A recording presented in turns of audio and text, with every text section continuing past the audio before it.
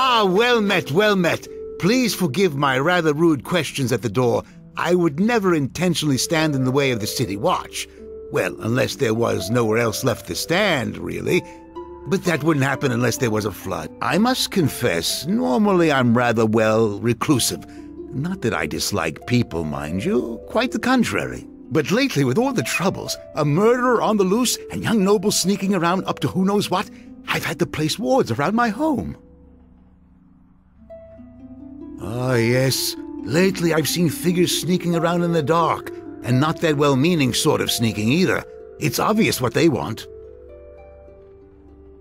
Why, my house, of course. As if I would ever sell it. Ridiculous. I'd sooner give up my left eye. But my right annoys me at times, so that would be an easier sell.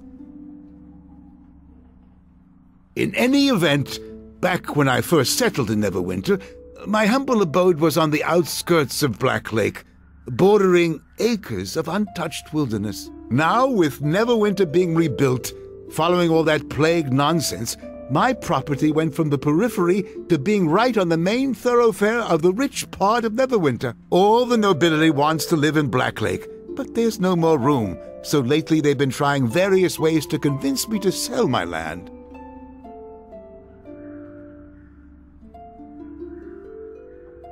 Of course. Who else would sneak around my home? Well, present company excluded. Oh, that's right. You came here for a reason, yes?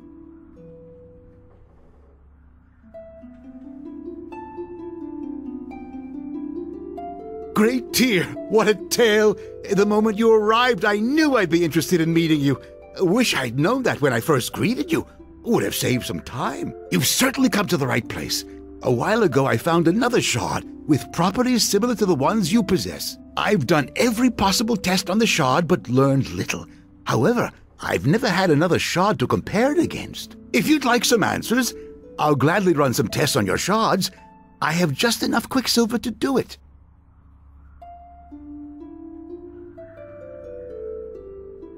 Oh, no, it's not for sale.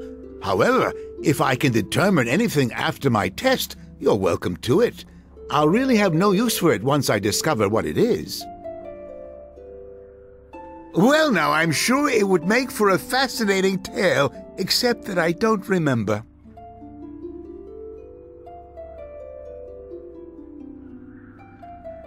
Someone had to have given it to me, right?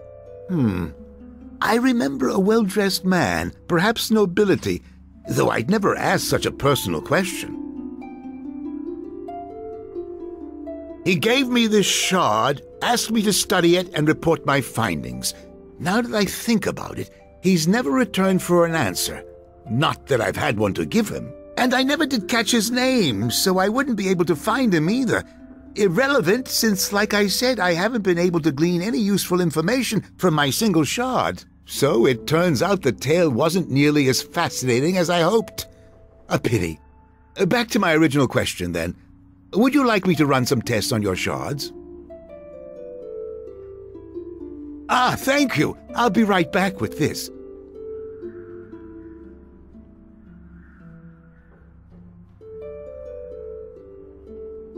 My tests are complete. With another shard to use as a comparison, well, I learned quite a bit. Quite a lot, actually. It appears these shards contain latent magical energy, either caused by a strong enchantment from when they were whole or from their method of destruction. Furthermore, the shards resonate when they are brought together, increasing their magical energy output accordingly. These shards are pieces of a broken githyanki silver sword. Are you familiar with the githyanki? The githyanki are a race of beings that dwell on the astral plane, led by Vlakith, the Lich Queen.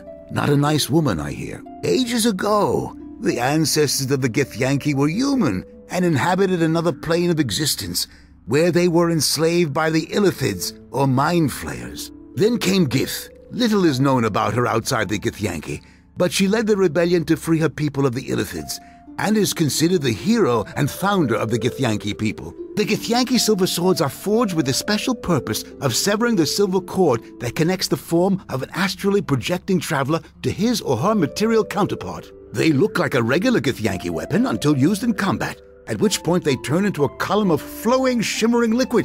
Really quite amazing, I'm told. I believe the shards that you have found are pieces of one of these silver swords. I presume the githyanki have come to Faerun to recover the shards. I've never heard of one being broken before. It could be that the githyanki are as interested in how it was broken as they are in reclaiming the pieces. Common githyanki would not possess a silver sword. These swords are rare and highly prized. They are given by the Lich Queen to only the greatest of githyanki knights. When one of their silver swords falls into the hands of a non-githyanki, they will go to extraordinary lengths to recover it. Often enough that there is a special group of githyanki, the Sword Stalkers, whose sole purpose is to seek out any of the missing silver swords and punish the thieves who took them.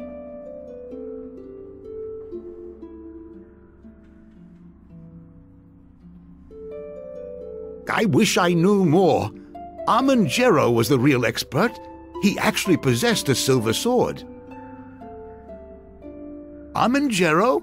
Oh, he was a court wizard of Neverwinter decades ago. I met him a few times.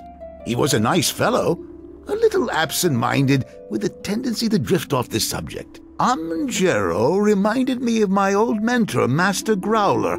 Had the largest collection of noisy, exotic birds, made quite a racket, you know, chirping and squawking.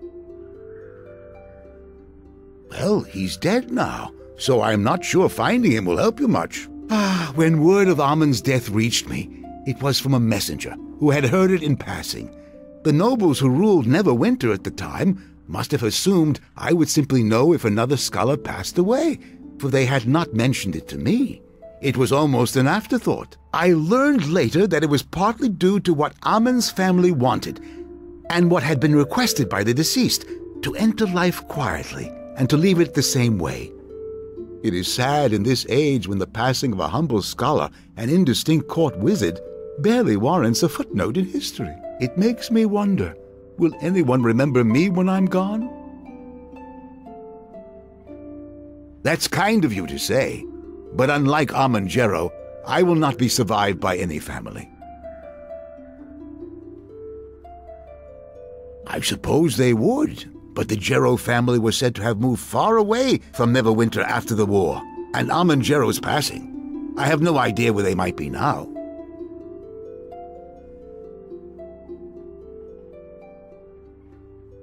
Well, there is Gero's Haven. I suppose you could try looking there. It was a private retreat of some sort, where he went for solitude. I know it exists, but I don't know where. I suspect that the Neverwinter archives here in Blacklake would have its location. They typically keep noble family records in the secured archives. They don't allow just anyone to access them, though. I petitioned to be allowed to peruse the secured archives, but I was denied because, well, some silly misunderstanding regarding misplaced books that somehow ended up in my possession. Normally, you would have to petition for access, which could take several weeks. However, ask the guards at the archives to speak directly with Archives Administrator Kotnik. He has been known to let me in, quietly on occasion.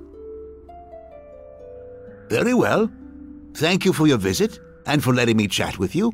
Quite enlightening, really. Oh, and before I forget, you may take my shard. I've no use for it any longer, and who knows, you may gather more. Do be careful, though. I plan to raise my wards again after you have left to keep out those young nobles skulking about. Hope we haven't talked too long. Otherwise, they may have gathered their courage and attempted to sneak in.